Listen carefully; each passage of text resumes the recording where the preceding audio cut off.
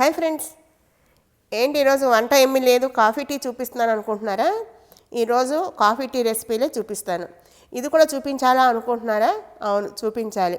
ఎందుకంటే ఇది జస్ట్ వేడి నీళ్ళు ఉంటే చిటికలో అయిపోయే కాఫీ టీ. అవి ఎలా చేయాలో చూద్దాము. ఇప్పుడు మనం చూడబోయేది ఇన్స్టెంట్ టీ కాఫీ ప్రీమిక్సెస్. ఇది మనకి చేతిలో ఉంది అంటే ఒక్క నిమిషంలో కాఫీ టీ తాగేయచ్చు.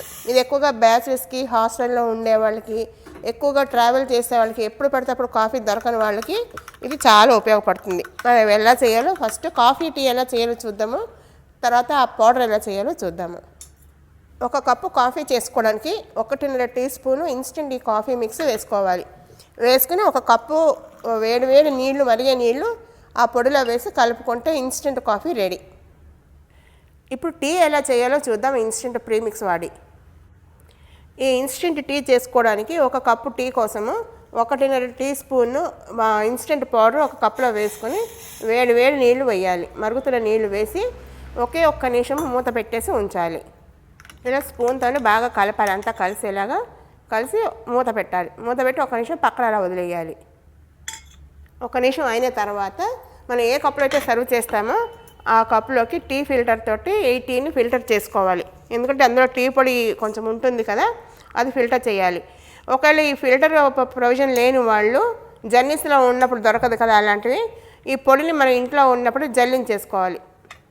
చూసారు కదా, 2 నిమిషాల మ్యాగీ లాగా 2 నిమిషాల్లో టీ కాఫీ 2 అయిపోయాయి. మరి పౌడర్లు ఎలా చేసుకోవాలో ఇప్పుడు చూద్దామా.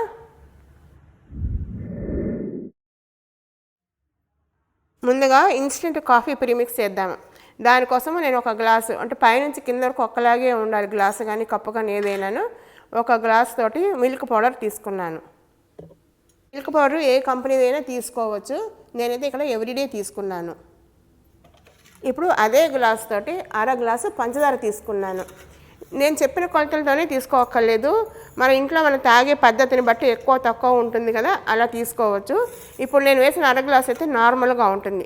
ఎక్కువ కావాల్సిన వాళ్ళు ఎక్కువ వేసుకోవచ్చు, తగ్గించాలని కూడా తగ్గించుకోవచ్చు, అది మీ ఇష్టము. ఒక 1/2 గ్లాసు పంచదార ఒక మిక్సీ జార్లోకి తీసుకోవాలి.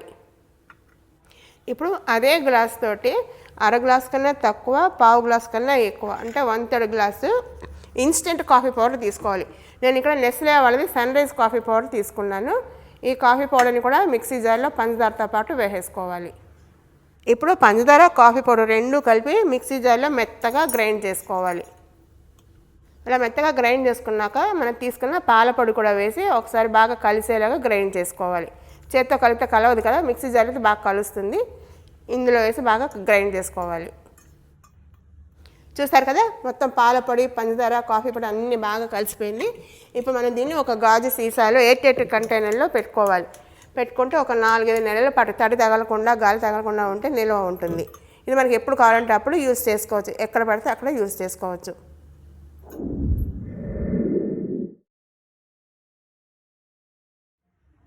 ఇప్పుడు ఇన్స్టెంట్ టీ ప్రీమిక్స్ చేసుకోవడం కోసము ఒక గ్లాసు పైనుంచి కింద వరకు ఒకలాగే ఉండాలి. ఆ గ్లాస్ తోటి పాల పొడి తీసుకోవాలి, ఏ కంపెనీది తీసుకోవచ్చు. నేను ఇక్కడ నెస్లే వాళ్ళది ఎవ్రీడే పౌడర్ తీసుకున్నాను. తీసి ఒక కప్పులో వేసుకోవాలి. ఇప్పుడు అదే గ్లాస్ తోటి 1/2 గ్లాసు పంచదార తీసుకోవాలి. ఈ పంచదార కూడా ఈ 1/2 గ్లాసు నార్మల్గా ఉంటుంది. ఎక్కువ తినేవాళ్ళు ఎక్కువ వేసుకోవచ్చు, తక్కువ తినేవాళ్ళు తగ్గించి వేసుకోవచ్చు, అది మన ఇష్టము. 1/2 గ్లాస్ అయితే నార్మల్గా ఉంటుంది.